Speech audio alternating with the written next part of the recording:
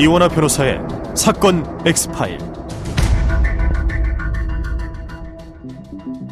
누군가의 말 한마디에 인생이 뒤바뀌는 듯한 경험, 내 인생이 송두리째 달라지는 듯한 경험, 여러분은 혹시 해보셨나요? 오늘 다룰 이 사건의 주인공은 누군가의 말 때문에 좌절하고 절망했으며 한 줄기 남아있던 희망의 불씨마저도 스스로 꺼버리고야 말았습니다. 야, 이 거지가 죄송하다면 다야? 아유, 씨, 야, 아침부터 맞고 시작해볼래? 진짜 어디 가둬놓고 두드려 패줘? 죄송합니다. 죄송하다면 다냐고, 씨. 너 한 번만 더 전화하면 내가 그냥 죽인다. 니네 부모 다 죽일 거야, 씨. 응? 죄송합니다. 죄송합니다. 정말 죄송합니다. 매일같이 누군가에게 이런 소리를 듣게 된다면 어떤 심정일까요? 심지어 그 사람이 나의 직속 상사라면, 그리고 폭력까지 이어진다면 우린 버텨낼 수 있을까요? 2021년 8월 23이란 꽃다운 나이에 첫 직장에 입사했다는 영진씨.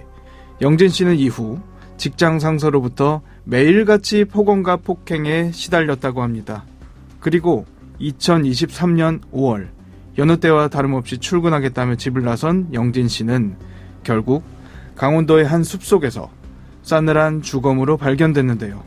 지옥을 방불케 했던 직장 내 괴롭힘, 가해자는 과연 합당한 처벌을 받았을까요? 오늘 사건 엑스파일에서 이 사건 자세히 짚어보겠습니다.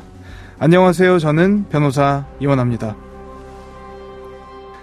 안녕하세요. 이원하 변호사의 사건 엑스파일 이원하입니다. 오늘은 로엘 법무법인 김현준 변호사와 함께합니다. 변호사님 어서 오세요. 네, 안녕하세요. 김현준 변호사입니다.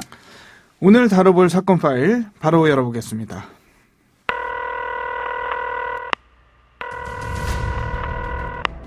사건은 보이는 것보다 가까이에 있다.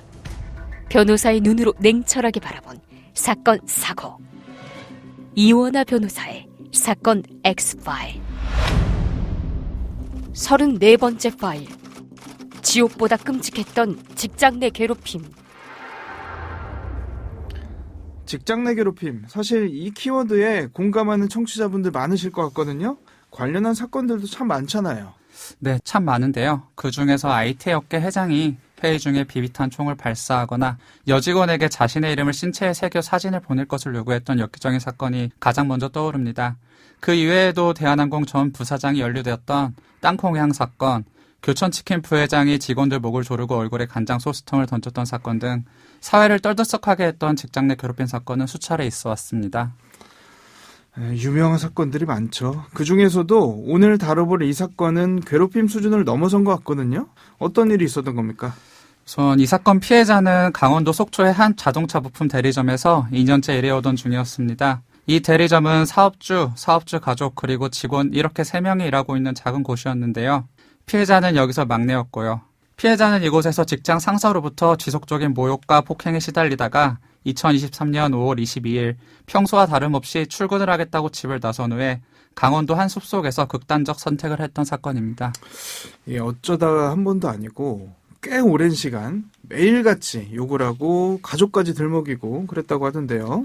네, 맞습니다. 그중에 몇 녹취 부분을 제가 직접 읽어드리면 피해자한테 닭대가리 같은 XX 진짜 확 죽여버릴라. 내일 아침부터 한번 맞아보자 이거지. 이 거지 같은 XX야 라고 폭언을 쏟아붓는가 하면 죄송하면 다야 이 XX야. 내일 아침에 오자마자 빠따 12대야 라고 말하기도 하는 등 협박을 일삼아왔습니다. 또한 사망하기 사흘 전에는 니네 애미애비고 다 쫓아가 죽일 거야 라고 하면서 가족을 살해하겠다는 협박까지 한 사실도 확인되었는데 피해자로서는 부모에 대한 협박이 상당한 공포감을 느껴졌을 것으로 보입니다. 그런데 이 피해자가 혹시 유서라도 남겼나요? 이게 어떻게 알려지게 됐을까요? 가족들도 평소와 다름없이 출근했던 피해자가 유서도 없이 왜 죽음을 선택했는지 의아했었는데요.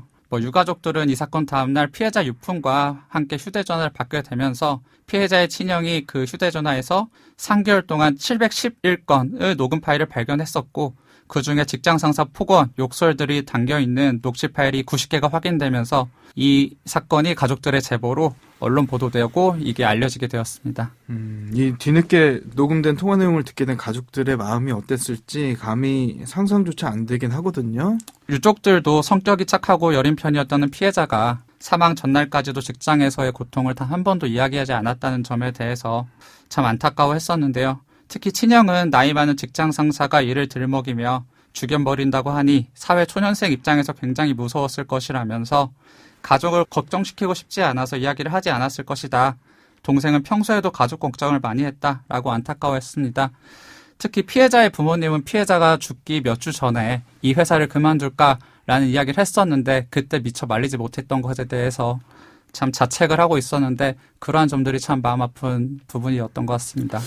네, 이 녹음을 할 수밖에 없었던 당사자의 마음이 어땠을지, 그리고 누군가에게 도움을 요청했으면 어땠을까, 이런 생각도 들고요. 너무 가슴이 아프네요. 참 사건을 진행하다 보면 정말 다양한 분들을 만나게 되는데요. 생각보다 피해 상황에서 주변에 도움을 요청하지 못한 경우가 상당히 많았습니다. 그 이유가 뭘지 한번 보면 우선 처음에는 어떻게 대처해야 될지 모르는 당황스러운 마음에 그대로 폭행이나 모욕을 당하고 있다가 점점 가해자에 대한 두려움이 쌓이게 되고 이때 주변의 도움을 받지 않고 스스로 해결하겠다는 생각으로 외부의 도움을 청하지 못하는 경우가 대다수인 것 같고 이러한 점이 가장 안타까운 점인 것 같습니다. 네, 언론을 통해 이름이 이미 공개가 됐기 때문에 말씀드리면 이 사건의 피해자 고 전영진 씨거든요. 이곳이 영진 씨의 첫 직장이었다면서요. 네, 맞습니다. 영진 씨의 경우 이곳이 첫 직장이었고 가해자는 20년 이상 경력의 직장 상사였습니다. 더욱이 이 대리점은 사업주 가족, 직장 상사만이 근무하고 있는 사업장이었기 때문에 함께 근무하는 동료들도 없었습니다. 이러한 환경이 더 영진 씨를 힘들게 만들었던 것 아닌가 싶습니다. 완전히 고립된 상태였던 걸로 보이네요. 변호사님도 아시겠지만 첫 직장의 첫 직속 상사라고 하면 뭐 눈치도 보이고 그 사람 말 어기면 안 될 것 같고 좀 부당한 대우를 받아도 참고 넘겨야 될 것 같고 합리적인 판단이 좀 어려운 측면이 있지 않습니까? 네, 맞습니다. 영진 씨도 그래서 더 말을 못하지 않았을까 싶어요. 그래서 안타까운 마음이 드는데 폭언만 있었던 게 아니라 폭행도 있었다고 합니다. 네, 우선 첫 직속 상사, 더욱이 20년 이상 경력의 상사라면 아무리 부당한 지시여도 그게 부당하다는 판단조차 제대로 하기 어려울 것으로 보입니다. 남겨진 녹음 파일에는 이미 폭행 행위가 상습적으로 이루어지고 있었던 사정이 모두 드러나 있었고 심지어 자신의 친구들이 조폭이라고 하면서 영진 씨가 쉬이 대항하지 못하도록 좀 미리 겁박하는 모습까지도 보이고 있었습니다. 단순히 무서운 걸 넘어서 본인을 자책하는 그런 마음도 있었을 것 같아요.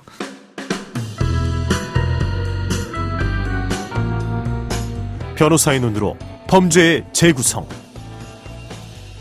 이원하 변호사의 사건 X파일.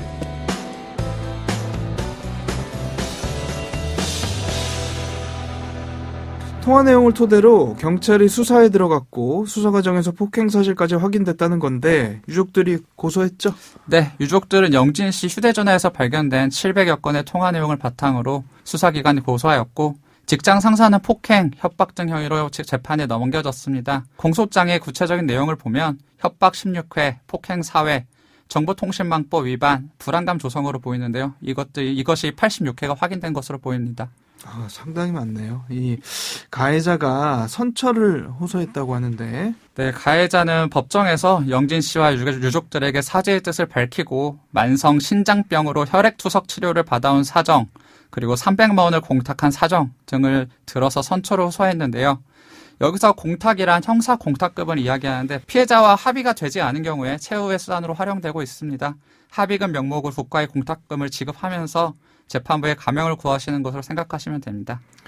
지금 나온 혐의가 상당히 무거운데 300만 원 공탁금 너무 적은 거 아닌가요?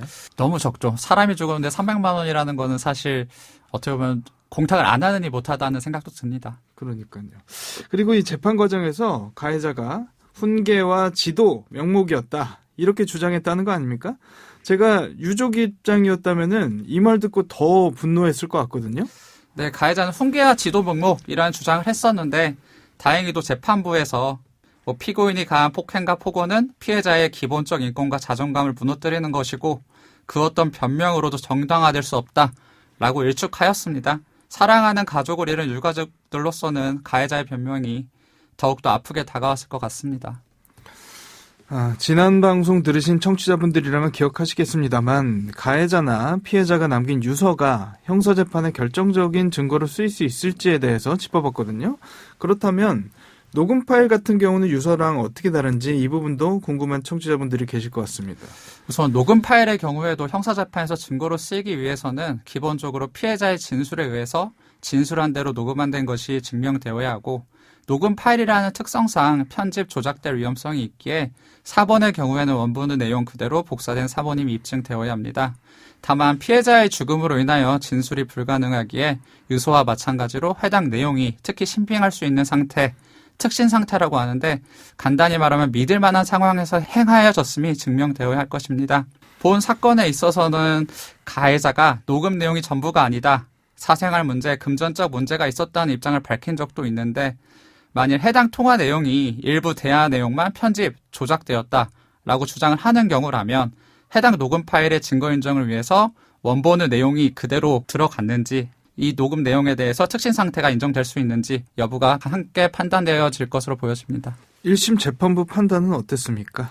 우선 1심 판결문을 그대로 한번 살펴보면 피고인은 직장 상사로서 피해자를 전담의 업무를 가르치는 역할 등을 수행하면서 피해자에게 여러 차례 폭행을 가하고 약 2개월 동안 수십 차례에 걸쳐 폭언, 협박을 반복했다라고 질타하면서 피해자는 거의 매일 피고인의 극심한 폭언과 압박에 시달렸다. 피고인의 각 범행 직후 불과 며칠 만에 피해자는 스스로 극단적인 선택을 해 젊은 나이에 생을 마감했다. 피고인의 각 범행이 피해자의 극단적 선택에 상당한 요인이 되었다고 지적하였습니다.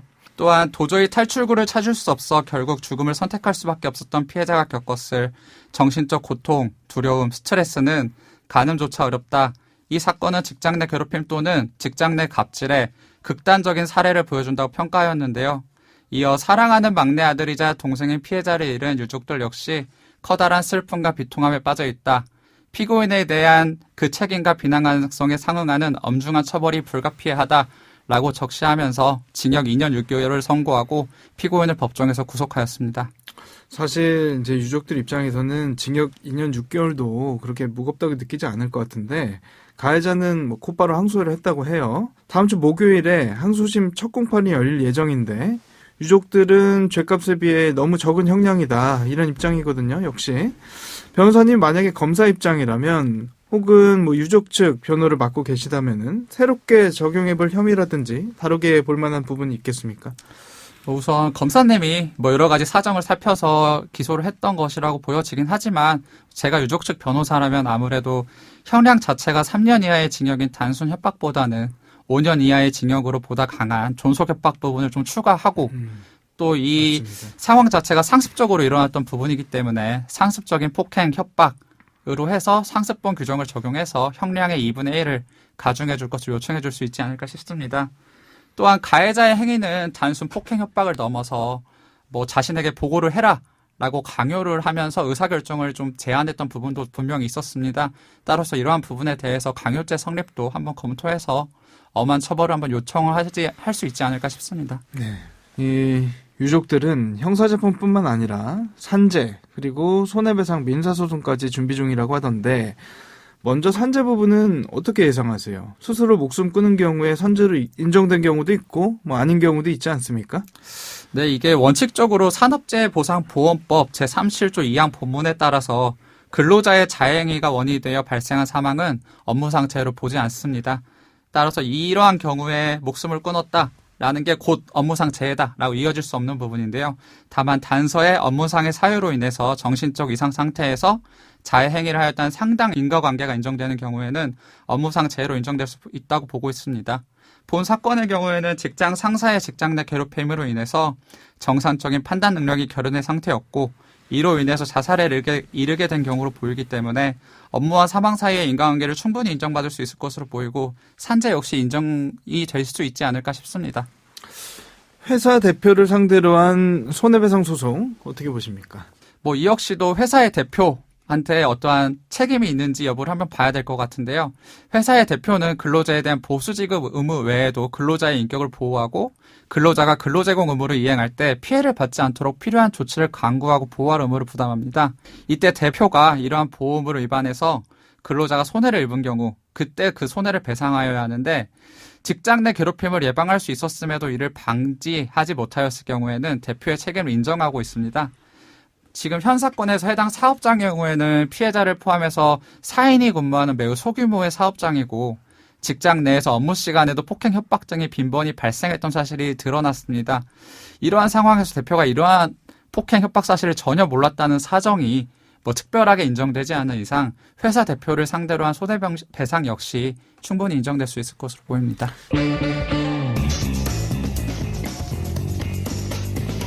사건 엑스파일 오늘은 꿈과 희망을 품고 들어갔던 첫 직장에서 매일같이 폭언과 폭행에 시달려야 했던 고 전영진 씨의 안타까운 사건 살펴봤습니다. 주변에 보면 직장 내 괴롭힘으로 고통받는 분들 생각보다 많습니다. 우울감 등 말하기 어려운 고민이 있거나 주변에 어려움을 겪는 가족, 지인이 있을 경우 한라인 1577-0199, 희망의 전화 129, 생명의 전화 1588-9191 통해 24시간 전문가 상담 받을 수 있다는 점 잊지 마시기 바라고요. 절대 혼자가 아니라는 점, 누군가와 그 고민을 꼭 나누시라는 점 강조드리고 싶습니다. 오늘 준비한 내용은 여기까지입니다. 끝곡으로 이하이의 손을 잡아줘요 들려드리면서 이 시간 마치겠습니다. 여러분은 모두 변호받아 마땅한 사람들입니다. 사건 엑스파일! 여러분 고맙습니다.